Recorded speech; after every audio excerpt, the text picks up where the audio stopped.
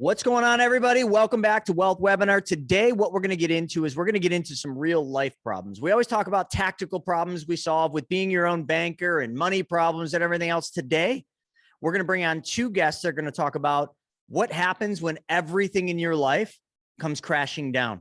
How do you rebuild yourself? And once you have a company and you're starting to build yourself and your company, how do you scale that company? How do you build a culture that people are just infectiously drawn to? How do you actually build, scale, and sustain a business? You know why today's is so important to me? Because it's my life. I have been at the top and I've been at the bottom. The bottom was some of the hardest times, and I seem to hit that from time to time with time struggles. Today, I struggle with time. There's just not enough time in the day to do all the things we want. How many of you can relate to that? How many of you struggle with time? Say I. How many of you struggle with money and debts? Say, I do. These are a couple of the things we're going to hit. How many of you struggle with scaling your business and finding good people to work with your business? Say, I do too. These are the things we're going to cover today. But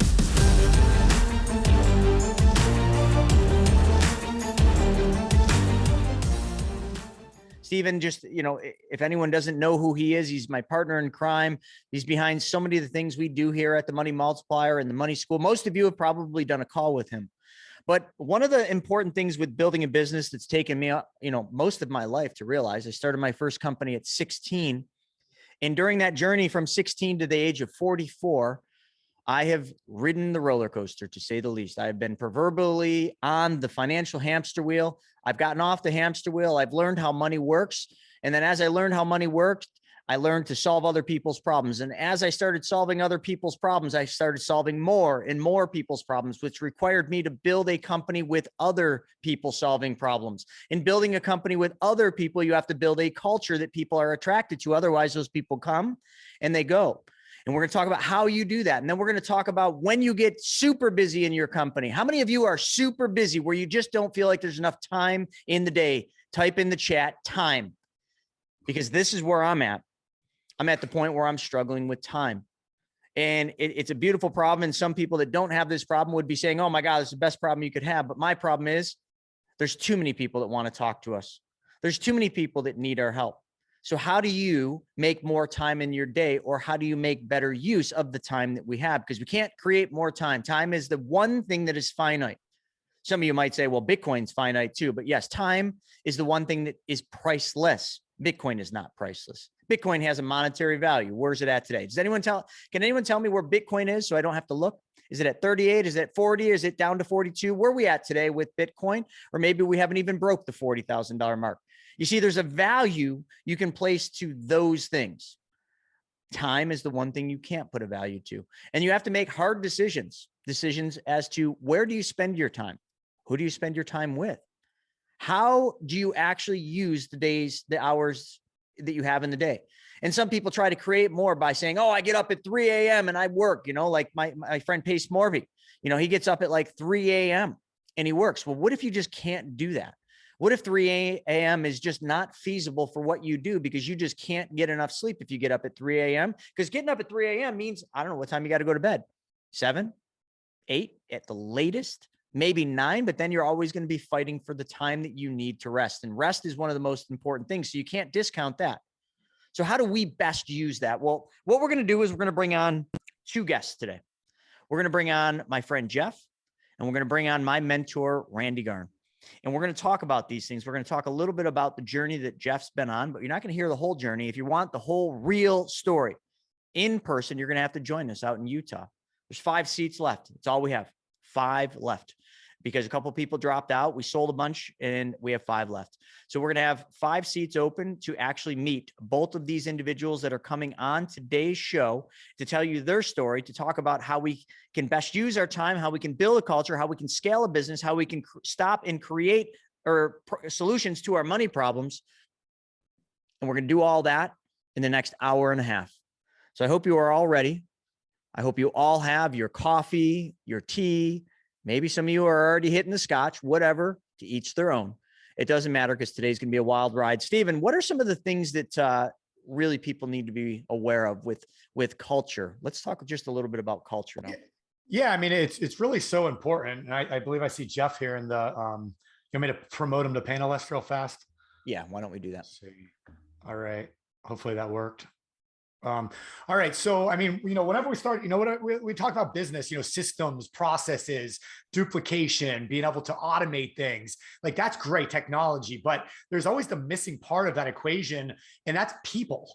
Like we always forget like the most important part, which is the people that are around you, the people that are actually putting these pieces in place, the people that are working with you one-on-one. And that's what today is all about, is just understanding that you can have the best systems and processes and automations and technology, but without the right people to bring all that together, you're going to flounder and you're never going to be able to scale and get to where you want to be. And that's what things like the Mastermind are about. That's what things like the group coaching that we do monthly through Money School TV are all about. That's what today is all about, introducing to your mentors, Chris, people that taught us so much, people like Jeff, people like Randy. So I know Jeff's on and we have a limited time, so I want to pass it over. Sure. Jeff, are you with us? Absolutely, my friend. Oh, how you doing, Chris? Hey, man, how are you? Awesome.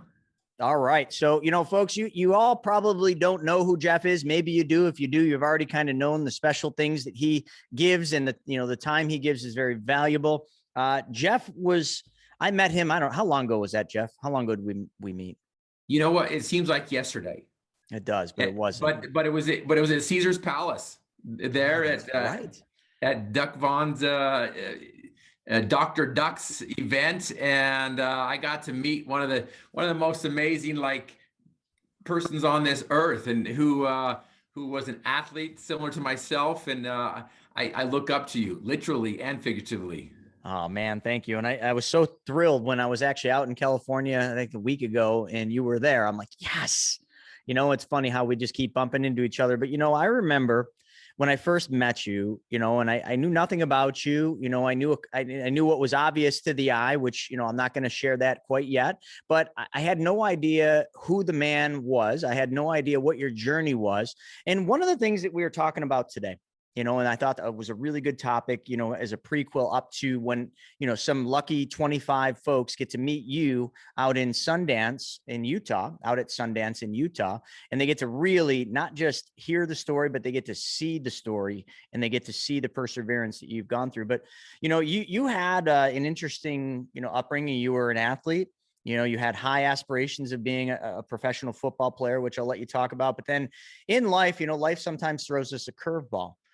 Just out of nowhere, something happened that completely changed the course of the rest of your life. But some people would say, oh my God, that's tragic. That was terrible. Oh my God, I can't believe that happened. Everything changed. But some other people would look at it and say, you know what, this was God's gift to me so that I could teach people how to handle life when life drops you literally straight on your ass, figuratively speaking, of course. But Jeff, how do we talk to this audience? We've got quite a few people on here, about 160 as of now.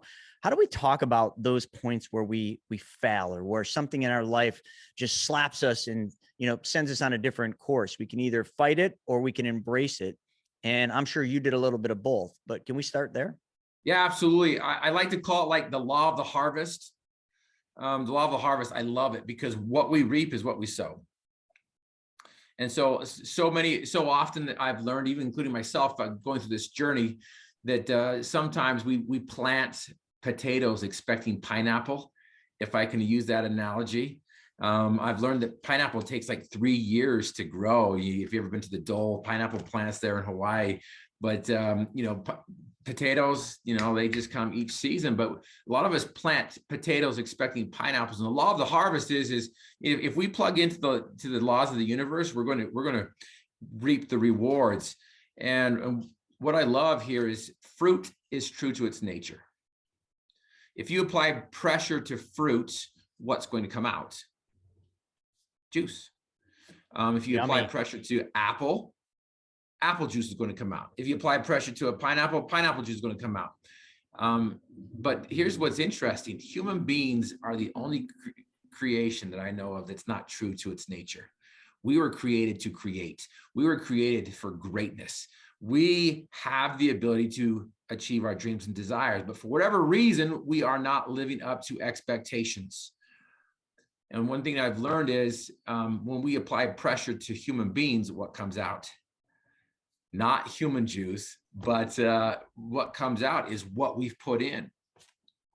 And so if we don't like the results, if we don't like what's happening, we've got to change what we're putting inside. We've got to change the way we think, because we were created to create, and we were created for greatness and excellence, and we don't live up to our expectations. And in this journey that I, have gone through in my life, I found myself on my back, and looking up, my dreams were shattered, were taken away.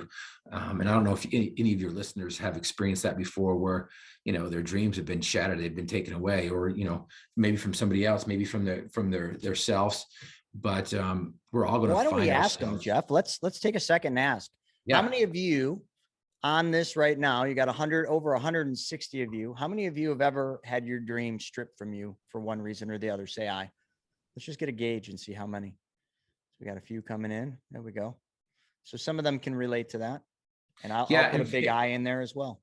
Absolutely. In fact, what's interesting is, we talk about problems, and we all have problems, and I'm not diminishing anyone else's problems, because we all have challenges. We all have problems. I believe that every problem under the sun has a solution, or it has none. If there be one, hurry and find it. If there be none, never mind it. The problem isn't the problem, because we all have problems. The problem is how we look at those problems. The problem is how we see things. And so we need to learn how to flip the switch and reframe those problems, because those problems can turn into opportunities. My mom taught me a valuable lesson. She was born during the Great Depression and World War II, and she grew up on a dairy farm in northern Utah. And when she was 10 years old, she learned some life lessons that passed on to me when I was about her age, knee deep in cow poop, as she's scooping this cow poop. And, she learned some lessons on the farm. And so when I was her age at 10, I came into her office to complain about my problems. And on her computer was a sticky note. And I remember what it said on that sticky note. It said, "Problems are like manure. They sure do stink, but they certainly help things grow." And so in my 10-year-old mind, I'm thinking to myself, how can I simplify this? How can I make sense to me, this 10-year-old kid? And so as I walked out of that office, I just adjusted the phrase for myself. And it says this: turn your crap into a crop. Because how often do farmers take that crap, they spread it on their field, and they create a yield that is 10 times, 5 times, whatever it is. And so how do you take your crap and turn it into a crop? How do you plug into this law of the harvest? And that's what I love what you're doing here, Chris, is you're simply plugging in to the law of money. And so be true to its nature. Be true to the laws that are going to create what it is that you want. And most of us don't know what we want. And that's a problem. And that's what we'll address too in Sundance and whatnot. But absolutely, the problem isn't the problem, because we all have problems. It's how we look at those problems and how we approach them. So when somebody has a problem, because clearly we had a lot of people that have been dropped flat on their back, their dream shattered, and I remember in those hard times, much like you probably can remember it just like that. It's very vivid. You remember when you were there, you just thought it was awful. I went back, and yesterday I've been getting into this really transparent mode. And I went back in a diary that I wrote in back in 2014 and 15. And one of the hardest financial times, actually just hardest times of my life, where just, one thing bad happens, then another, then another, then another, and it snowballs. And all of a sudden you've literally got yourself a straight up avalanche happening. And I read all these posts, and I did them on camera the first time ever. And it was hard to read them because the state that I was in then, I perpetuated it getting worse. Mm-hmm. I helped that snowball get bigger and bigger every day by wallowing in my misery, by highlighting, and as somebody we both know, illuminating the negativity. I talked about the depression. I totally forgot this, Jeff, but I actually back then did go to the doctor. The doctor did prescribe me antidepressants. I didn't even remember this. Today, I can't even remember that I was on antidepressants, and I was literally seeing, I don't know, a shrink or whatever they call them about this. Until I read that, if somebody said, have you ever taken medication for depression? No way. But there we are. I did. But because I'm so past that, because I've kind of now illuminated other things, that illumination back then, which was so grand, is gone. It's literally been erased from my memory. But there's just some things we can't erase, because I can instant recall back then. But, by reading those notes, it just highlighted it, illuminated it again. I didn't like that. So I guess I'm going in circles, but when people are there at that bottom place, how do they look up? How do they see the opportunity in the shit? Or what was your statement again? Can you say that one more time? Turn your crap into a crop. Yeah. How do you see the crop in the crap when you're knee deep or shoulder deep in crap? That would be a bad freaking thing, man. Being shoulder deep in manure, wet, nasty manure. But it's not the end of the world. Right. In fact, you and I were at an event in California just the other week, and there was a Navy SEAL there who talked about that, men and women they will not accept the reality when they're in that state. You're like, whatever, dude, I am not full of crap. I am not, knee deep or neck deep in this stuff. And so what's interesting here is there's 3 lies that we tell ourselves that I've learned. 3 lies that we tell ourselves. And lie number 1 is, I'm not good enough. Chris may be good enough. Steven may be good enough. Duck may be good enough. So-and-so may be good enough. Lie number 1 is, we tell ourselves that we're not good enough. And that's a bunch of crap right there. But again, how do we get to that point of knowing that we are indeed royalty? How do we, know that we're infinite intelligence? We're created from infinite intelligence. So we were created to create, and we were created for greatness. And so lie number 1 is, we are good enough. Lie number 2 is, I don't have the skills or tools to do it. That's a bunch of crap. Every single one of us who has this, this phone, we have more knowledge and more resources at our hands than the President of the United States did back in 1992. And so it's not about a matter of resources. It's a matter of being resourceful. And so lie number 3 is, I can do this on my own. I can do this on my own. And I think that's what we're talking about here is, you know what? Get over it. You can do a lot on your own, but you can't do as much as you can unless you're with a team. And so this idea of asking for help, allowing people to help you, you allowed for a doctor and some medication to help you for a season, to help you for a moment. We all need a hand up, not a handout. We all need a hand up. And so, those are the 3 greatest lies that we tell ourselves. I'm not good enough. I don't have the right skills or tools, and I can do this on my own. And so that's why I'm excited to show up in March at Sundance with you and your team and all these other people who are willing to give a hand up. And that is, one of the things, and nobody's going to know it until they're actually there or have already been, to this event, or for that matter, any good mastermind. I mean, we were just at a mastermind. Matter of fact, I was at 2 of them when I was out in California. And, it's the funny thing is when you go to these events and the people there, which obviously you got to go first, you got to show up, and then you got to be willing to take the hand up. And once you do that, every single person there wants to take you and pull you up.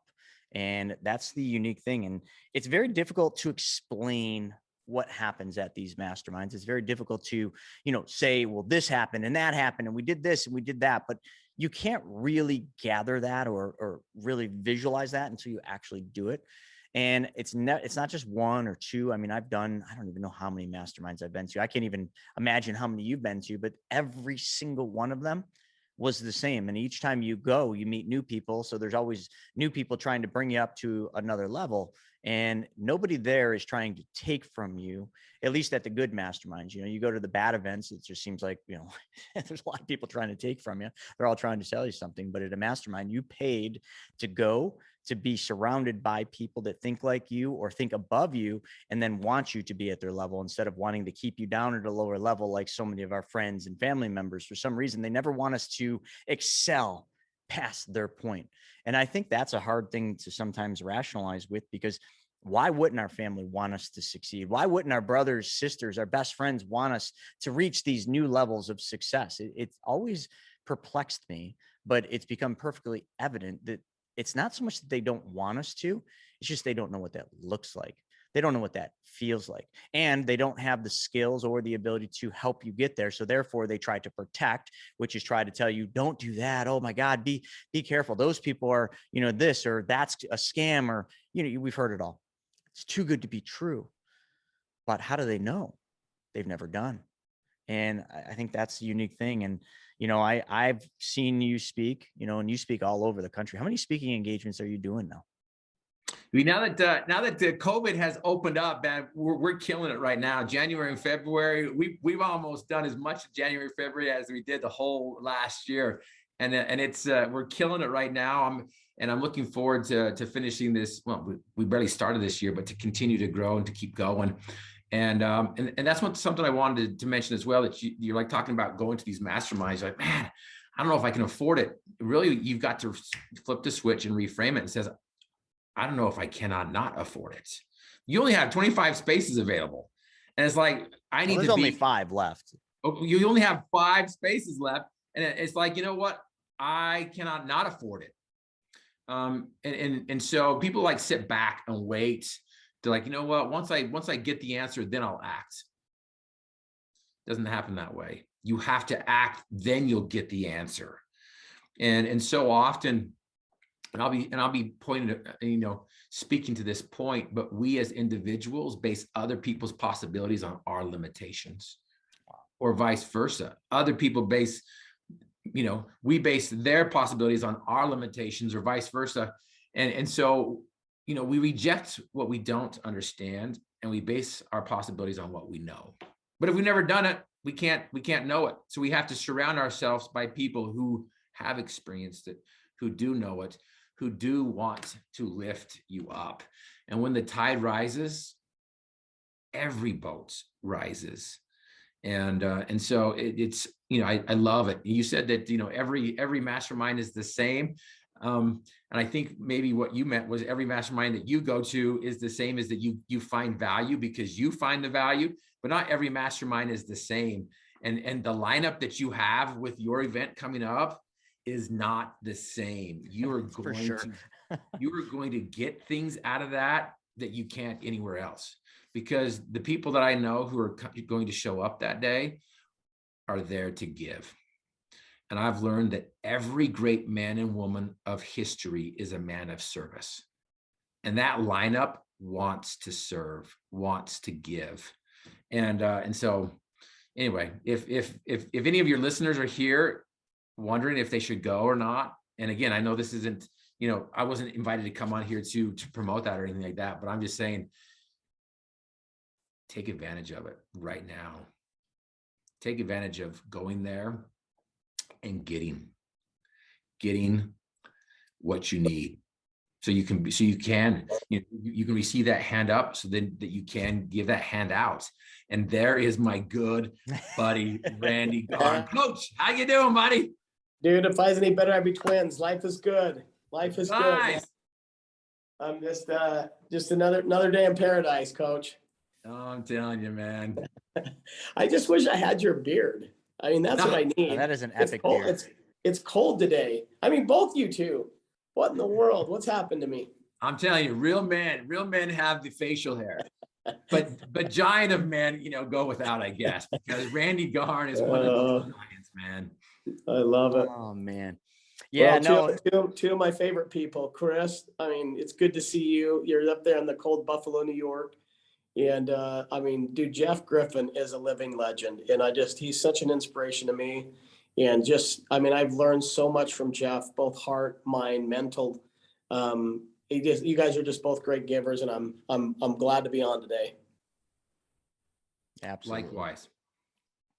Well, Jeff, I know you only had a limited amount of time, but man, I thank you so much for, talking to this audience, and, you're going to be able to spend, I think 3 great days, with all sorts of fun stuff, surrounded by great people out in Sundance. And, I think a lot of people, the funny thing is, I think a lot of people, when they hear us talking about Sundance, oh, this is just a webinar to sell it. Not even close. I told you folks what we're going to be covering, and it's not to sell Sundance. But the thing that's difficult is for us to really, really give you that hand up. Sometimes you just got to show up. And I loved how you said that. So, Absolutely. you all can view it any way you want, whether we're trying to sell the 5 seats, the 5 seats are going to sell no matter what. So we don't have to do this to do that, but you not being there would be something that will hurt you more than anything else. And for those that do show up, boy, you're in for a hell of a treat. That's all I can say. So Jeff, thank you so much for your time, man. Amen, brother. I love you, Chris. Love you, Randy. Stephen, looking forward to getting to know you as well. And I'm excited to meet those who show up. I would say show up or shut up. I love it. Love you guys. Thanks, Jeff. Thanks, Jeff. See you, man. All right, Randy, thanks for joining us here. I opened today's webinar, with some things that personally, I struggle with, and, you're my mentor and my friend. And, I kind of share with you a lot of things that I don't share with the public, but, the time problems, that we talk a lot about, how do we scale these different companies from Money Multiplier and Private Money Club, and the struggles that come along with scale. It's always great looking, from the outside in, saying, oh my God, they're doing so well, but they don't understand the internal struggles of time struggles. Like, how do you best use your time? And we talk about this all the time, because I'm time and more time. Of me not having enough time to help everybody. So there's some unique things that you've been mentoring me on, but also not just time, is when you scale, building a culture that's so infectious that people just can't even think about not being part of that culture.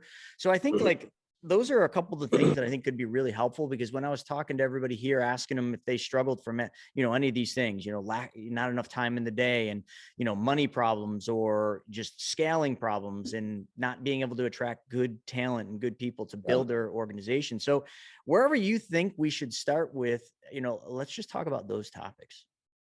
Well, and for me, and this, Chris, like I'm huge on human performance. I mean, everybody calls me Coach Garn, and it's for a reason. For me, I would rather work with massive leaders and help them scale and build their companies more than anything else, because I've actually done it. A really good leader is one that knows the way, shows the way, and goes the way. And so I think for me, it really comes down to 3 critical points for me on time management specifically. As you know, I think I've shared with you, like I got ran over by a car as I was preparing for the Kona Half Ironman, and that was 3 years ago. And I now my time is, every second is precious, every second is sacred. And I mean, I'm just thankful for life. And I think for me, it comes down to really 3 massive tactical things that I'll share with the group.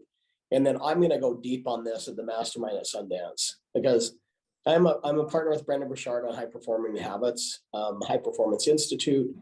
And so we've spent about $13 million plus in research. So the things I'm going to share right now are research backed and also time proven. The number one thing for our calendar is to seek clarity. If you don't know where you're going, neither does nobody else, and neither is nobody you're leading. And so I think you have to, and that's why this mastermind is so important, is to come up for a few days, get some really, really good fresh air, learn from amazing people, push the clutch in really quickly on your business for a minute, and let's work on some big, huge things so that you can seek clarity. Like, that's it. We live one time. And if we live right, once is all we really need, right? And it's like, what is the impact you're going to make? So I think that you have to be super, super, super clear on your initiatives, on your goals, on your vision. I have everything. I say I have everything on one page. If you don't have your strategy on one page, you don't have a strategy. So how many of you do that? How many of you, like a lot of times my email and my inbox is just other people wanting my time, right? And so I set up parameters and checking that. But I think the main thing is to, one, seek clarity on your life, on your business, and the humans and the people you surround yourself with. That is number one. Number two is simply this: my calendar is sacred time. So your calendar will help generate confidence. I learned this a ton from two people, from Harvey McKay and from Brendan Burchard, and from another really amazing leader that I love, Tyler Norton, who runs another huge company. My calendar is sacred, and I have every single second of every day. I know what I'm doing. And so how many of you are really managing and using a calendar appropriately? And I'm talking about taking breaks. I'm talking about being productivity time, where you don't have your cell phone, where you're actually diving deep. You're just not snorkeling on life. You're like, dude, I have to finish this contract today because it will change everything. How many times are you putting stuff off? Oh, I'll get to it. Oh, I'll get to it. Make sure you're calendaring the big stones so that the little disruptions don't get in your life and stop your productivity. So one of our big habits is how to increase productivity. And this is one of them. Master your calendar. Here's how I master my calendar. I take every night, I spend about 20 to 30 minutes, and I will journal, and I will look at my calendar, and I'll be like, what are the biggest things I need to accomplish today, and what doesn't matter? So start thinking about this. And Chris, you and I are working on this, and I've just seen you skyrocket in your business ever since you started implementing these little things. Like I always say, little things don't mean a lot. Little things mean everything when it comes to your life. You have anything you want to add to that, Chris? Any one of those 2 points? Yeah, it's, I have been doing this, and we've been working heavily on this. And the hardest thing for me has been actually saying no. I'm that type of person where I just want to help everyone. I want to give everyone my time. But what happens when you run out of time? And then it's a matter of deciding, okay, well, do I do this call and do that Zoom for this person so I can help them? Or do I actually see my daughter before she goes to bed? Those are the struggles that I face. And those are the things that I'm still working on trying. And I know everybody's sitting there saying, oh my God, that's not even a decision. You shouldn't even have to do. It's not so much a decision. In my mind, I know my daughter is single-handedly the most important thing. But in reality, when you're caught in that spiral of time and time management, it is hard to say no. And that's been my most difficult thing. I struggle with it every single day, but I am getting better. And I made a major leap today. It was a hard one. I was having a really bad morning with the storm coming. Flights got canceled, and I got to fly out later today. And I had to literally cancel all of my calls today. And that was hard. Like, most people be like, why? What's so hard about that? What's hard is I don't get to solve that person's problem. I don't get to learn who that person was that I was going to do the call with. But it was either my sanity or that call. And I think if I got on the call, it would have been completely useless, because mentally I wasn't where I needed to be to take that call. So those are the things I'm struggling with, just to be 100% transparent. You know what? And it is, and it's actually not a struggle. And here's where I've got to in my life. I do the best I can every single day and call that day good. I try my very best to manage that calendar and manage the big things. And if some emergency comes up, I don't let it stress me out anymore. I used to allow stress to be a part of my life, and that now I'm just living my best and giving it 100% and giving it everything I got. And then when I put my head at night and I go to bed, it's just like, dude, it's lights out. I did what I did. And I love one of my good friends, Brandon Steiner, that runs Steiner Sports. He's like, hey, you do what you did. You don't do what you should have, could have. Yeah, you do what you did. Hey, forget about it. If you didn't do it, you didn't do it.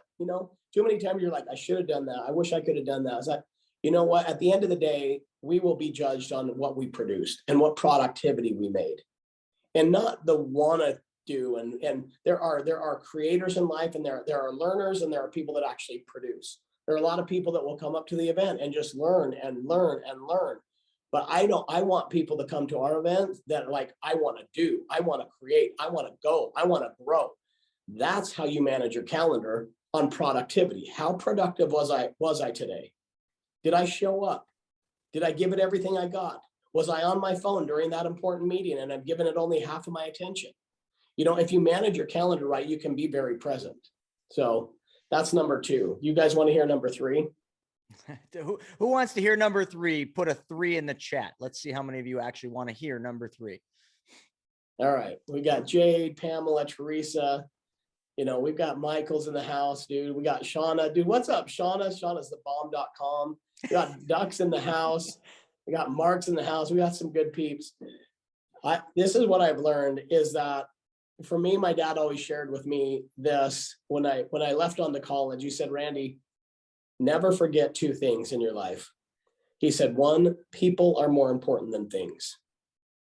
That people are more important than things. Number 2, if you don't have your own goals, somebody else will use you for theirs. So as you look at that, I just want to hit on number 3 for me is surround yourself with amazing humans and great people that will both enrich your life, that will help you to be more productive, get really, really good at automating, delegating, and eliminating things. But I have an amazing administrative assistant. Once I did that, it changed everything. Nancy is the bomb.com. She's awesome. And then we've got another team around us, right? We've got, so it's like, who's your team? Who are your people? Are you treating your people well? Are you helping them grow? Are you helping build them up? Are they allowing you to be more productive, or are they causing you to be less productive? So that's the number 3 is build an amazing freaking team of awesome people. That's what I want right there. That's the number 3. And that'll actually put fuel to the fire and help you scale. You cannot do it alone. You cannot do this life alone. You know, Yeah. if you want to make an impact and you want to do great things and you want to create, there's no way you can scale that and do that on your own. So you have to get rowdy.com at finding the right peeps in your life to help you grow. So those are my 3, dude. I love that. And, you know, I think back, you know, just on some of the journeys that I've gone through, like just the other day, you know, I had a problem that I was super stressed out on. You know, we're doing this offering for Private Money Club and I needed some legal work done. My current counsel, I just didn't have the faith that they could get it done the way I needed it. You gave me a number. That person immediately took the call because why? He said, any friend of Randy's is a friend of mine. And he gave me his time. And this man is a big player at a very big venture capital firm. And he literally gave me his undivided attention. And then not only that, he agreed to help me with this, connect me with the right people, get the things done, and spend time with the people that I needed him to spend time with, all because any friend of Randy's is a friend of mine. I want all of you to think about that for a second. Who are your friends? And do they help you get to the level you need to get to? And if they're not, then why do you spend so much time with them? And there's a whole bunch of different things that'll come to your mind. Oh, well, because of this. Oh, because they've always been my friend. Oh, because they're my best friend, blah, blah, blah. But then you got to really look at is if there's only so many hours in the day and you're getting really specific with your calendar, like who do you need to be helping or spending your time with?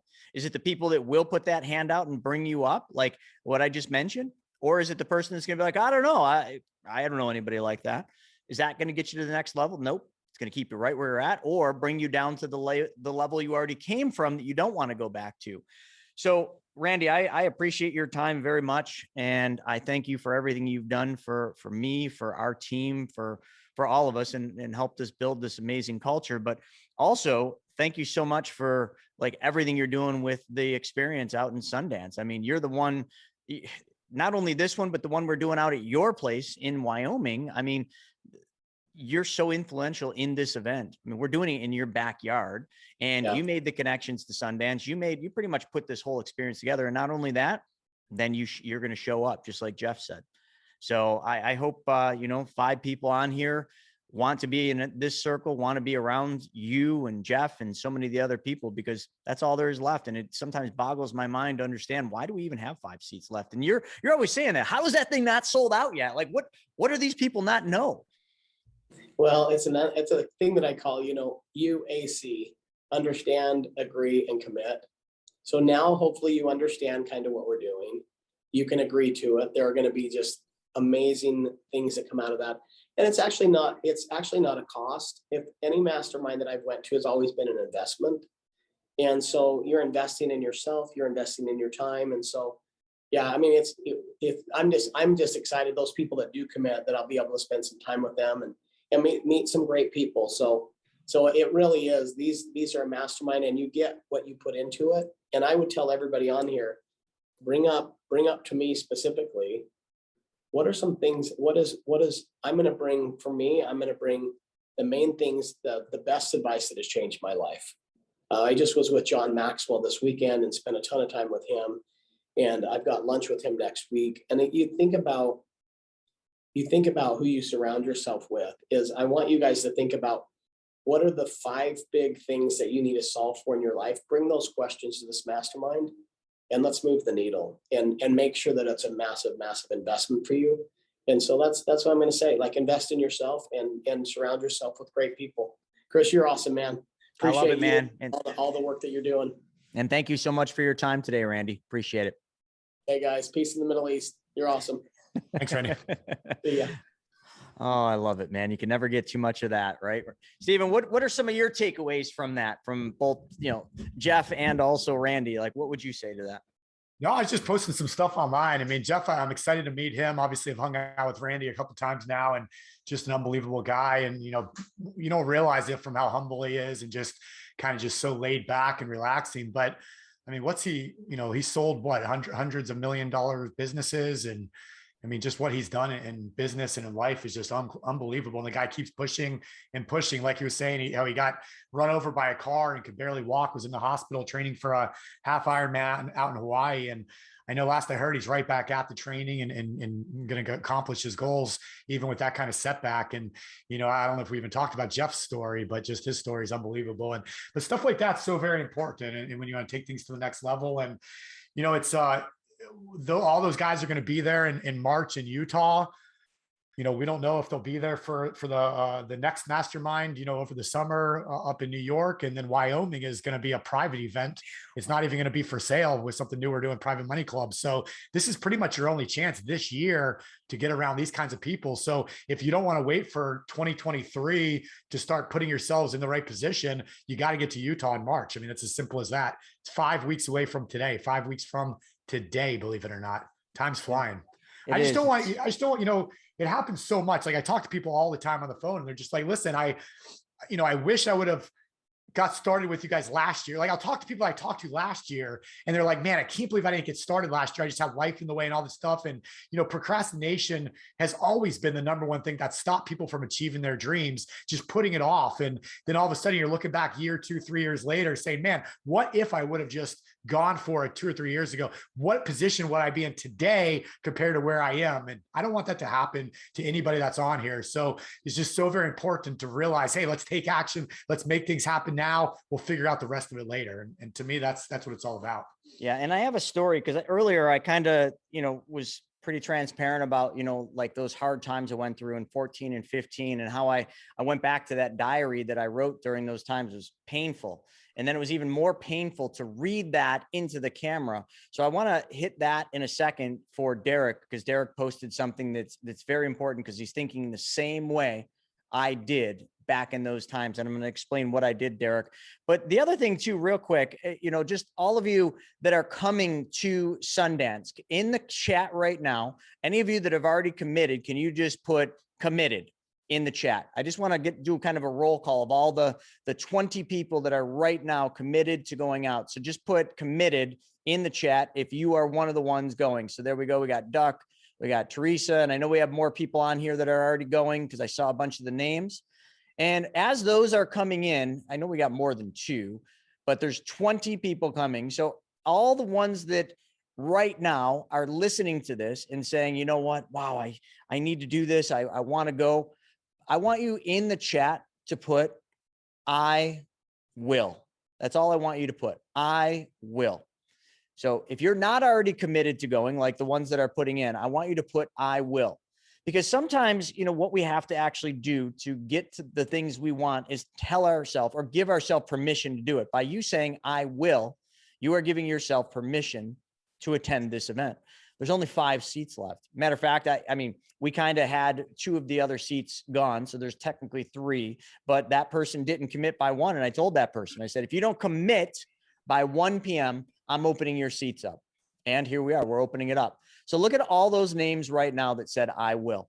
Now you said that, you put it into the universe that you are going to go to Sundance, but in the back of your mind, because you're not looking at me and Stephen in our face, in the back of your mind, you're coming up with all the excuses as why you might not be able to go.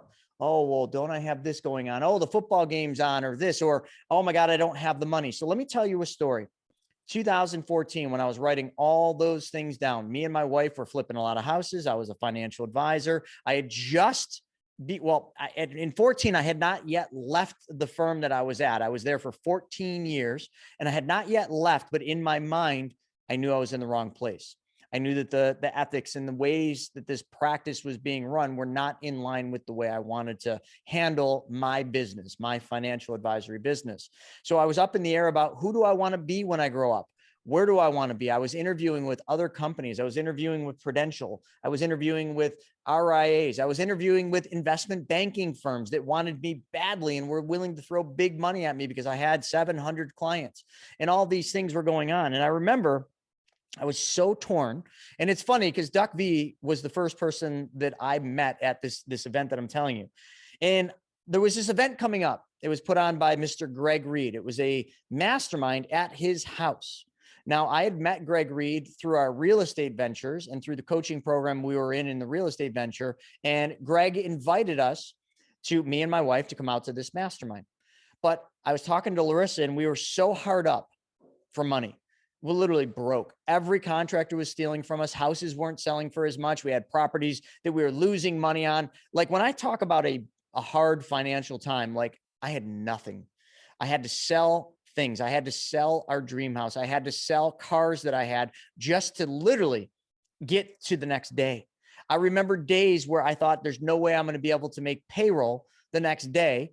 And then all of a sudden we'd get lucky and we'd have a wholesale deal close. It was just like, I was never given a mile. I was given inches, if even that. It was like this inch got me to the next day. That inch got me to the next day. But I wanted to go to this mastermind, but I made all the excuses. And I remember telling Larissa, honey, I don't have the money to go. We can't go. And she said, well, you have to go. And I said, well, we can't afford it. And she says, well, put it on your credit card. I said, yeah, but we're not going to be able to pay that back. We can't even barely make the monthly payments on the credit card now. And you want me to put $5,000 on a credit card? Sweetie, I can't do that. It's going to hurt us as a family. And she said, if you don't, I'm going to be like, I don't remember exact words, but it was something like, I'm either going to be really pissed at you or I'm not going to talk to you. It was some threat, as any of your significant others, when they make that threat and you're like, shit, or like Kelly says, shit, that would be the right approach. And I remember it was my Visa. I still have the same damn Visa. The Visa had a limit of 10 grand and I probably had 4 grand on it already. And I swiped that card. Now, the second I did that, I had instant regret. How many of you have ever swiped your card or bought something and instantly you have regret and you start thinking about, oh, I'm going to return this. I'm going to ask for a refund. How many of you have done that? Say aye. Because I know you have, or I know you've thought about that. So you do it and then you have instant regret for doing it. Well, that was me. And I almost called, and it would have been Greg's assistant, and asked for a refund. And my wife, again, gave me that threat. Don't you dare. So I remember going out there and I had Larissa book me the cheapest, shittiest hotel because I couldn't afford it. I remember no rental car. So back then I think there was Uber around, but I took a taxi and I walked. After I took the taxi the first day, I realized it was only like a 1.5 mile walk from this place. It was a shitty hotel that I stayed at. And I remember the next day I walked up there because I, in my mind, couldn't afford to take a taxi. There's no way.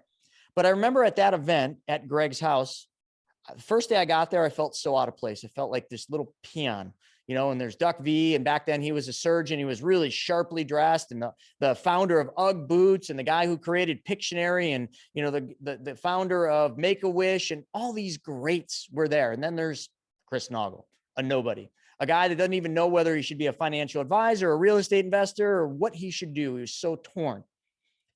That event, I'll set the stage for where I'm at today. It was the first mastermind I ever went to. There was the mastermind that I didn't think I could afford. It was the mastermind I didn't want to go to because I didn't feel like I belonged there. And look at, I guess I'll just say this, and look at me now. You know, me and Duck do tons of business together. We're friends. You know, so many people that I met then, from Rob, the founder of Pictionary. I could call Rob right now on my cell phone. I have his cell phone, and I could say, hey, Rob, I need you to come speak at this event. And he would say, when and where? I'll be there. I could call Brian, the founder of UGG Boots. You guys have all heard of UGG Boots. I could call Brian and be like, hey, Brian, I need you to do this. And he would do it. I could call Greg Reed and say, Greg, I need you here. And he would be there. But see, folks, if I didn't make that plunge, if I didn't get that out of my head that I can't not afford to be there, none of that would have been possible. None of that. I wouldn't know Duck V. I wouldn't know Greg Reed. I wouldn't be invited to speak at Greg Reed's events where I go and I speak, and you know, you help so many people. None of that could happen if I made those excuses and stuck to the excuses that held me back. I don't know. You need to really look at yourself in the mirror. So Derek, I kind of indirectly explained that, but I thought the same way you did. And Derek, whether or not they admit it openly in the chat, I'll bet you a lot of other people on here think just like you. Man, I would love to go, but I don't care what the excuse is. I would love to go, but I don't have the money. I would love to go, but this. I would love to go, but I don't have a babysitter. You all have a million excuses. But the one excuse you'll never be able to answer or make sense of is why you didn't go to the one place, the one event that potentially could change the rest of your life. That's the thing. So when we talk about scaling a business, and you know, I talk about this a lot, you know, with snowboarding, you're gonna have to leap. Scaling your business, you can be like, oh, I'm content, we make enough, I got enough, until you don't. As Mike Tyson said, right? Until you get punched in the face. Everybody's got a plan until you get hit with that left or right hook. And that's not how he said it, but you get the drift. So you might be in a good place right now, living in the smoke and mirror world that we're in today, where everybody feels rich because the government printed $5 trillion, because credit was made easy, because debt is very easy to come by and very easily handed out because the banks are flushed with money. But as soon as the Fed does what they just said they're going to do, and they start selling the bonds or unwinding their balance sheet and selling bonds in the open market, all that liquidity that we are so enjoying today that makes us feel rich, that allows us to drive that expensive car that maybe we can afford, but maybe we can't, to do these things that we're doing. When that all gets sucked out, what's it going to look like then? Well, everybody's got a plan until they get punched in the face. So the Fed literally and proverbially, sorry, I didn't say that right, punched your ass in the face. Now what? What are you going to do when everything changes? Well, you better hope you got a fallback, somebody that's going to hand you or put their hand out and pull you up instead of push you down. Because I'll tell you what, what's the bank going to do when you can't make the payment? Are they going to pull you up and be like, it's cool, man, we got you, here's our hand, we're going to pull you up? Hell no, they're going to push you back down. What is all those other debts you have? Are they going to pull you up or push you down? They're not going to pull you up. Your network, the people you surround yourself with, they're going to be the ones that pull you up. I lost my job. Great. We're looking for somebody. Join us. I don't know. Stephen, what do you have to say to all that? I went on a little bit of a rampage or a little bit of a tangent. Yeah. I mean, we talk about it all the time, how your network and your connections really build your future. I mean, the people you surround yourself. I mean, Chris Naugle probably says it best, if you remember him from the 3-day. And, you know, just people like that. I mean, if you look at my journey, I was, you know, running a multi-million-dollar education company with somebody, with a business partner that I had known from a decade before, that just out of the blue one day called me and was like, do you want to be part of this?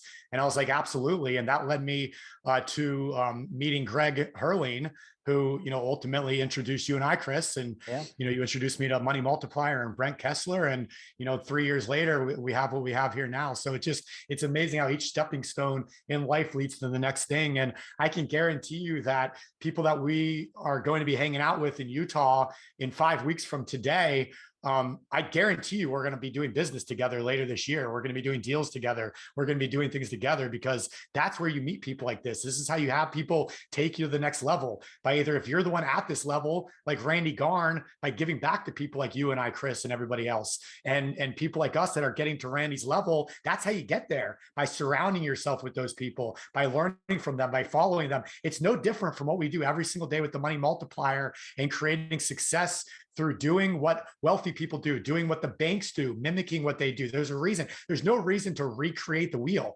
I mean, that's one of the best sayings, I think in the life, because why recreate the wheel when you can follow a proven system and make things happen? And this is proven. I mean, look at all the people in the comments saying how their lives have changed by attending events. I mean, Duck V, I think he's ready to be in Utah today. He's so excited for it. But, you know, he says, I would like to add, commit to 3 events this year and your life will change. Absolutely, 100%. I mean, in my heyday, I was traveling around doing 200 events a year. And, you know, those were more sales events, not masterminds, so a little bit different. But guess what? The people I met at those events, both from the education side as well as students, I still stay in contact to this day. And it's amazing how one thing leads to the next, to the next, to the next. And really, that's what life's all about, right? When you run into issues, you have somebody there, like you said, when you need something, you call up somebody in your contact list and they make it happen for you. Or if you run into a roadblock, I mean, you know, I don't know how many times late at night, Chris, you and I have kind of hopped on the phone when you're driving home and you're just like, this fucking day, goddamn, Jeff, these people. And it's just like, all right, you get it out and you move on. And the next thing you know, we're moving on because you have somebody there, right? And so it's such a beautiful thing. And I got to say one last thing. When you mentioned that Larissa not only supported you, but pushed you to do that, that's a fucking godsend, because that does not happen in a lot of cases. And there's a lot of people on here right now that I guarantee you what is holding them back is someone in their life, whether it's a spouse or somebody close to them or a friend or a family member. If you have negative people in your life, you need this kind of mastermind. You need this kind of community more than anybody else, because you don't have that positivity at home. You don't have somebody supporting you. So you need to surround yourself with people that will support you. So do what you got to do to realize, hey, listen, I know that you're not 100% on board with this, but let me explain to you why I'm doing this, what it's for me and the family, for our future.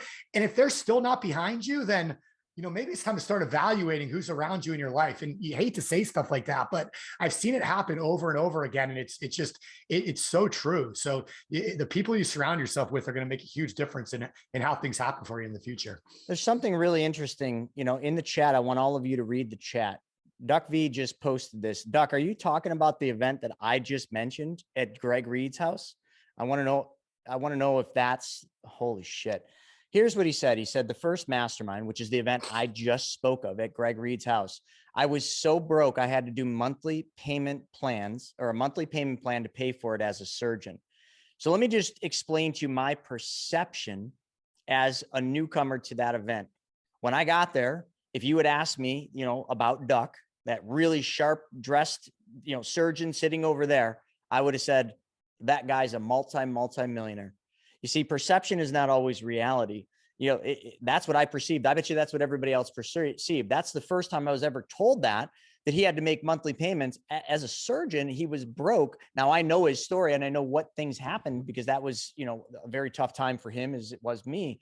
But I never knew that. So a lot of times we need to look past the shit that you see on the outside. You know, it's why I've kind of been being very transparent lately, kind of talking about things that most people wouldn't even share outside of their closet. I'm trying to bring them out in the open, because I feel like some people struggle from the same things I struggled from today and that I struggled from back then, that, you know, we keep in that diary and we don't want anyone to read it. My wife has never read that diary. I have kept that diary locked up here at the office so that nobody read it. And literally I stumbled upon it, I don't know, a couple months ago. It took me months to pull that diary out and actually read that, because I was embarrassed of those times. I was ashamed of those times. I was ashamed to read that I was on antidepressants. You know, I was ashamed to think, you know, back then that I said, maybe I shouldn't even be alive. Maybe I shouldn't be living. And then the only thing that, you know, I mentioned in a note, and you guys will all see the recording, so they will be on YouTube, you know, where I said the only reason I didn't make stupid decisions, or maybe why I didn't, was because of my mother. You know, we always have that one reason, but, you know, it's sad to hear those. And also too, when we hear from Duck V saying that, like, I'm back then, I probably acted like everything was fine. You know, unless you were in my inner circle, you would have never known. I dressed in designer suits. You know, I don't remember, in 14, I either had a BMW or an Audi, you know, but I had the fancy car because that was the perception of, you know, that I wanted people to see as an advisor. And I was making good money, but I was making bad choices. So it doesn't matter how much money you make sometimes, the choices you make and what you do with that money. See, I did not understand the 6 laws of wealth. Matter of fact, I think back then I was probably doing the opposite of every single one of the 6 laws of wealth. I bet you I broke all of them back then, and it's just an interesting journey that we get on. So I just wanted to point that out. He was very skinny. I just thought you were just a skinny dude, and it was because he couldn't afford food. Like, I can relate to that. When I started in 2003 in Wall Street, I was coming out of a really hard time. I had no money. That was right after the .com crash. I literally had to close multiple stores. I was deep, deep, deep in debt. I had a falling out with one of my business partners in Fat Man Board Shops, and I literally couldn't eat. The only way I ate was my mother brought me food, and I was living with my friends. We had 6 guys living in this place. It was a party house. It was freaking awesome. We had a mini ramp, but anyway, get past that. Those were some good times about that. But one cool thing was there was a mulberry tree out in front. So we lived in a converted barn that was made into a house. It was way out in the country. We had a cow dairy farm. So we had that nice smell every day, but I had a mulberry tree. And I remember every morning I'd go out to the mulberry tree in the spring and summer, and I'd pick mulberries, fill up Tupperware, and that was my lunch. So I was probably pretty skinny back then too, because that's pretty much all I ate if mom didn't feed me. But that was also part of my story. When I was an advisor, I didn't have money to go to lunch. And I sat in the office and I watched all these big advisors go take lunch, and they were gone for 2 hours. I didn't have that. I opened my Tupperware of mulberries, ate them, and I dialed and I dialed. And I did everything all of those big advisors were unwilling or just not wanting to do. And because of that, I became one of the top advisors, and, then realized that just wasn't my calling. The journeys we take in life are pretty interesting, and we're always creating those journeys. But if you don't know where you're going, like, it's very difficult to get there. And I think back then I had no idea where I was going. Had no idea what I wanted to be, had no idea what my perfect day looked like. I was just aimlessly chasing these things that really don't matter, these material things. And today I could recite to any of you, if you had enough time, it would take a long time, exactly what my perfect day looks like from the time I open my eyes to the second I close my eyes. I could literally tell you what it smells like, what I see, what my house looks like, what's in my garage. I can tell you what I eat. I can tell you what I do every step of that day. And the coolest part about your perfect day, when you actually figure out what it is you're working toward, and I don't think there's any better way to sum up like what your goal is than just to say my perfect day. Because your perfect day embodies the cars you want to drive. It embodies the house you want to live in. It embodies the people that you want to be around. It embodies the job you want to be doing, because you make it all up. But because you know what it is, you can have it, and you will have it, because anything you ask of life, life will give you. You may not believe that yet, but I promise you that is the case until you start questioning what you're asking for. Oh, I don't deserve that. Oh, I can't do this. Well, then you stop that right there. You stop everything right there, and then you have lessons to learn. And until you learn those, well, the universe or God or whatever your belief is doesn't let you go to the next part, because whatever you ask of life, life will give you, if and only if you know what it is. And the cool part about the perfect day is your perfect day changes every day. Every day your goals change. Every day the things you want change. I might, have the dream car. Like a G-Wagon was always my dream vehicle. I had it, and that was in my perfect day. Like the G-Wagon was in the garage. I've sold the G-Wagon. So now I have a different car. And I added that new Aston Martin SUV thing, that DB, whatever they call that. That's now in the garage. And I designed it just so I knew what it looked like. I did this just the other day. So now my perfect day in my mind scripts that car sitting in the garage. I mean, you got to be able to change your perfect day, because once you arrive, like once you have that thing that you want or live that life you want, where's the fun? There's none. You got to evolve it. You got to go to the next level. You always have to be pushing higher, because the arrival syndrome is real, very real. And don't ever let yourself hit that point, because once you do, the only place to go is back down to the bottom to restart that journey again. So one of the other things too, now that you've heard from Jeff and you've heard from Randy, I want to spend a little bit of time talking about culture. I want to talk about ways that I've learned, and I will largely tell you a lot of what I've learned. I'm going to change my camera angle here real quick.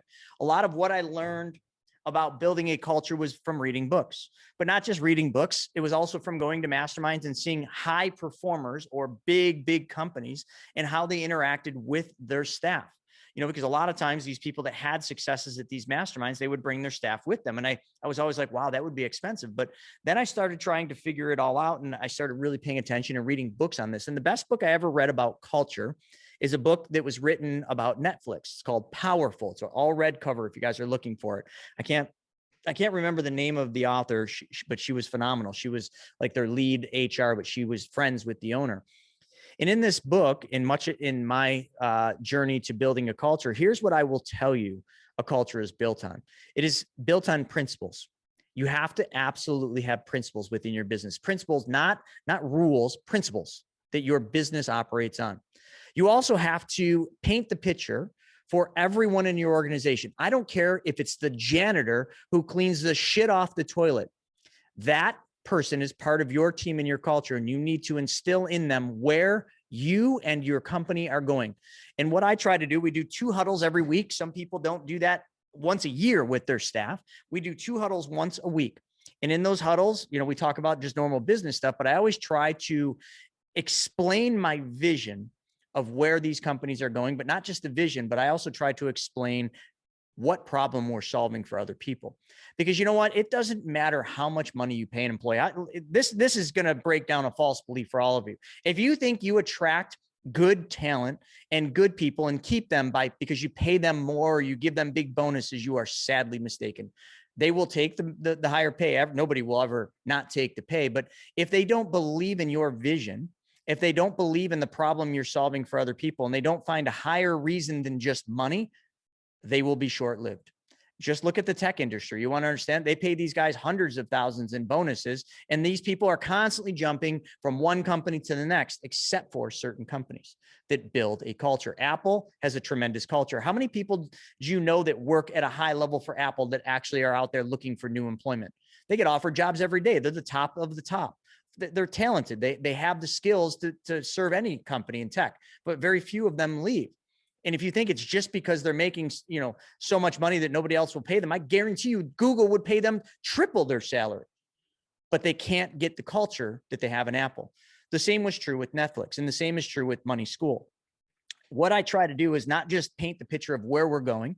I try to make it so that each and every single employee or team member, I hate calling them employees, I call them team members, and everybody's got a title, director or money mentor or something. I don't even call them employees. I don't even resonate with that word. And I try to involve them or include them in all of our profit centers. And again, even to the lowest levels, we try to make sure that everybody has the ability to make more money than just an hourly check. Because when you are working to punch the clock, you are trading hours for dollars. That, I don't know about any of you, but does that motivate any of you to do more, to work harder, to strive to do bigger things? No. So the hourly rate is sort of just to me, it's a fictitious, mile. It's just I don't even know what you call it. To me, it doesn't make any difference. Me and Shauna just took a walk around the mall the other day talking about this. And I'm like, the hourly pay doesn't mean shit. How much do you want? We'll pay you what you want hourly, but that doesn't ever do it. What does it is giving them the ability to partake in the vision, in the journey, and to profit along the way. Because I can tell you, people will work twice as hard, 3 times as hard, 10x is hard if they believe in the vision, they believe in where you're going, they believe in the problem you're solving for people, and then they can share in that profit along the way. But if they're just paid an hourly wage, I don't care if it's hundreds of thousands, you'll lose them.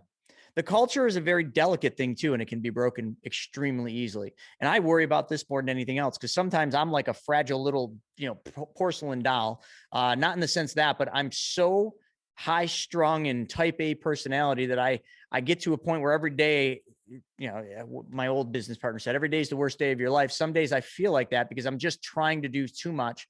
And I get to a point where I'm so overworked. I'm so just struggling with time that I just feel like it's all going to crash. But you know what happens? Everyone on this team pulls me up. They listen to me. They kind of just, maybe they even laugh at me, because, oh, here he goes again. Oh, is he going to throw the monitor? Or is he going to take that printer out back and destroy it because it didn't work? And that's over. And then they're right there with their hand. Eric, what can I help you with? What can I do? How can I make this better? What can we do together to make this problem go away? And, Gabby, she's not on here, and Shauna and the whole team, but Gabby the other day literally saw this happening and literally put her hand out and just said, something that I wasn't ready for. And she took and solved a big, big problem that I had without me asking her. I didn't have to ask her, but she believed in the vision. She believed in the goal. And she just knew that this was just a part of getting us to that level that we have to. So again, in your company, what are you doing to build culture? And another thing too, be transparent. the guy or gal that's your janitor or the cleaner in your business, do they know how much money your company made last month? Did you tell them? Did you tell them, hey, we just set a new milestone. We just hit a new goal. This is how much money we made. Or are you like, oh, no one on the team needs to know how much money this company makes. Why? What's the difference? Tell them. We had the best month ever. We did this much money. Tell them, because that lets them see that all their hard work and their energies and what they're working for is moving the needle. You don't think your staff cares that the needle moves? Trust me, they do, if you have built a culture. So that would be what I'd say about culture. Now, let me ask, any of you on here, I mean, do any of you have a culture? And can you tell me what the single most important thing about your culture is? And what is it that your employees know? Can anyone tell me anything? And I'll give you a tip off. So in our huddle, what we often do is I'll just say, what is it that we do? And, I'll say it to everybody, but Stephen, what is it that we do? We solve the money problem. And how do we do that? Take back control of their money and solve the money problem. That's it. Yeah, so every day, that's what we do. Or every huddle, we usually, I don't want to say chant, but we always say, this is what we do. And then we talk about one or two different examples of how we solve somebody's money problem, because the whole team wants to share in other people's successes, not just your own success. Great. You just got a bonus. Who cares? What problem did you solve for other people and how did you do it? That's what matters, folks. And Shauna said, I think a lot of people wouldn't be a janitor and would opt for being a victim before being a janitor. Okay. Maybe I'm reading that wrong, but I don't know why I picked a janitor. It's a bad example, you just think of someone that's a lower level in a corporation climbing up. Oh, that was to another comment. I don't know why I read that. It just made no. Oh yeah. It was to Duck. Yes, Cindy, but who would want to be a janitor? I think is what that was. So, that is culture. It's incredibly important. I urge all of you, if you care about building a culture in your company, to read that book, Powerful. It's not very long and you'd love it. And another book I'd urge all of you to read is The One Thing by Gary Keller. Now, I don't care if you're in real estate or not. You all know Keller Williams Real Estate, but read that book because there's some very important things. And one of the biggest things I took out of that book is balance.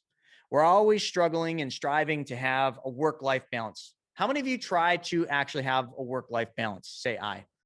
Where like you're spending an adequate amount of time with your family, adequate amount of time with work. You have this balance and you're always struggling and trying to all right, where's the balance? Is it this much time at home? Is these days off? In that book, he says there is no such thing as work-life balance. He said it doesn't exist. He said it's something that people have been chasing for centuries and nobody's ever succeeded at it because it doesn't exist. He said your work-life balance is a counterbalance, meaning while you're going, sometimes you're going to sway too far to the work side or to this, and your family suffers. And then you're going to counterbalance it and you're going to sway back over here and you're going to fix, you're going to start spending more time, with the family. And then all of a sudden your work's going to suffer and you're going to counterbalance. When you start thinking of your work-life balance as a counterbalance, it puts things at ease. It puts your mind at ease because you're not trying for perfection. You're just saying, okay, well, now I need to counterbalance back over to the other side. I do this way too much. Sometimes I'm just trying to spend as much time at home, and other times I'm just here at the office way too much. And then I hear it from Larissa. And how it happens now is Larissa puts Vivi. She's gotten smart, man. Larissa is a smart woman. She puts Vivi on the phone. So, her phone's ringing. I'm like, oh, it's Larissa, so I don't want to say it, but you answer it like, hey, what, or like, what's going on? And then all of a sudden I hear little Vivi, da. And I'm like, fuck. Now I get it. Now I'm counterbalancing back over to that side. So, you need to work on a counterbalance. And just like Randy said, the other thing that he talks about in that book is saying no. There's a whole chapter on the power of you saying no. And I know some people are like, wow, what's so hard about saying no? It's very hard. Saying yes is so much easier than saying no. Trust me. Hey, Chris, I want to have you on my podcast. And I'm like, yeah, just, email Shauna. Shauna said, I'm not doing your calendar anymore. Gabby, luckily on the team, said, here's my hand. I'll take care of that for you. But I used to just say yes to every single podcast because who doesn't want to be on a podcast? It's exposure. And now what we have is rules. We have a set of rules for me to be on a podcast. I have to say no the first time. I literally have to say no. Somebody asked me to be on the podcast. I literally have to just kind of ignore it. And then what the team does is sends out something to ask the metrics of the podcast. And then after that person asks a second time, now that now I'm allowed to consider or say yes, because that person had to basically be ignored or be told no or be put through a process. So then if they ask again, they really want me on the show. That was very hard. Now I know for some of you that doesn't make sense, but for me to say no or not say anything when someone invites me to be on their podcast, man, that was a hard thing. Or just saying no to taking everybody's call. You know, if I have a client in the Money Multiplier and they say, hey, you know, I need 15 minutes on the phone. I used to be out. Yes, no problem. You know, email Shauna. She'll put you on the calendar. Not anymore. Now it's, you know, well, what is it that we're trying? What problem are we solving? What is it that we want to accomplish on this call? And a lot of times, actually, Shauna would probably say probably 99% of the time, I shouldn't be the one they're talking to anyway. I'm just going to complicate the problem because I can't solve the problem they're asking for. But yet I just wanted to say yes because they were a client. But by me saying no and asking that additional question or putting a process in place that finds out what is that person seeking out of a call and then directing them to the place that's going to solve that problem they need. Like, I never would have thought about that. Would any of you have ever thought about that? Like, by you putting a process in place just for a simple call from your client, you actually serve them better than by you just doing the call to say, oh yeah, you're my client, I'm going to take your call. I never would have thought of that. These are the different prices. Stephen, what are you laughing about? Shauna. Oh, I can't even imagine what she's saying. I'm not looking. You said this is music. Now. Yeah, well, it's been a rough month and I've had to learn a lot. And I've had to actually do a lot of the things that I've learned and things that I've talked about and actually apply them, which has been saying no. And it's been one of the hardest things in my professional career to do.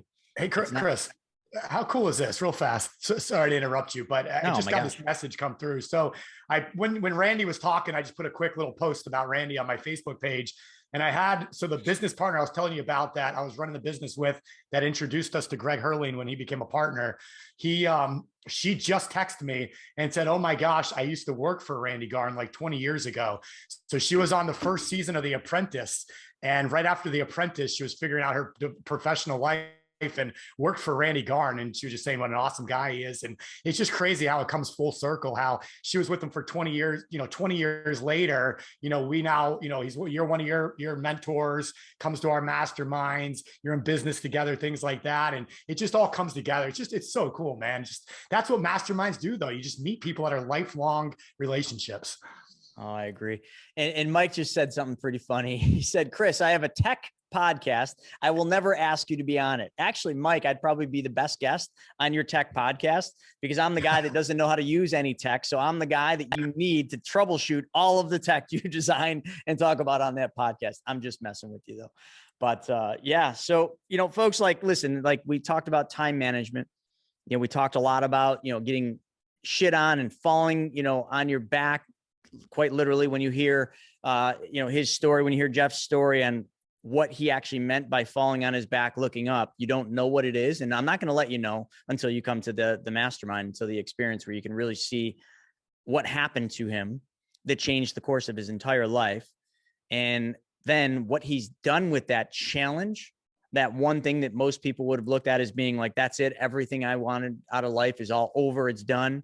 And what he's done with it and how he's helped tens, if not hundreds of thousands of people with his message that never could have happened if he wasn't flat on his back looking up. And, then you talked about Randy, who's my mentor. And just so all of you know, I'll be transparent. I pay Randy $60,000 a year. I don't know whether he wants me to say that or not, but let's just, put it out there, $60,000 a year. So I spend that to have his time for, what is it, Shauna, an hour or 2 hours a month. And I've been doing this now for several years. It's not easy. I didn't have it. I literally had to set it up on autopilot. Like Duck, I had to make monthly payments. In the beginning, I had to break that amount up every month over 3 equal installments because I just couldn't write a $5,000 check. So now it's sort of just on autopilot and we're used to it. But I spend 60 grand a year to have Randy as my mentor. You guys get him for 3 straight days. And then anyone that's part of the founding investor offer that we're doing for only 25 Private Money Club people, you're going to actually see where I first met Randy at his equestrian, where he rode out at full speed on a white horse. No shit. He rides horses. He's kind of a cowboy. Rode out and did these crazy things where they go around barrels. They did the lasso thing. And I'm like, who's this cowboy? I didn't know that this cowboy was a guy that exited a company for, hundreds of millions of dollars and still pushes just as hard at everything he does as he did back then, when the man doesn't need to work another day in his life to live the day to live whatever life he wants with that kind of money. It's not about money, folks. It's about what he's doing and the problems he's solving out there. You get him for 3 days. So I don't know how much more, we can really tell you without just saying you're stupid for not grabbing one of those 5 seats. A bunch of you said, I will. So Shauna put the link up for the experience, and hopefully, I know not all of you are going to, be true to what you just said when you said, I will, but just remember my story. And then remember what Doc V just said. Like, he was a surgeon, a high-level surgeon, a world-renowned surgeon, and he was so broke he had to do monthly installments just to go to that mastermind, when I thought he was one of the richest guys there. Truly, I did. And I wonder how many of those other people that I looked at thinking, oh my God, these people are all multi-millionaires, had to do the same thing as Doc. So sometimes you just have to take that leap and do it. And then the rest just takes care of itself, because you got that hand pulling you up. So folks. All right, if you like that video, make sure you check out this video right now. And also don't forget, subscribe to my channel, and don't ever forget to smash that alert button. We'll see you on the next one.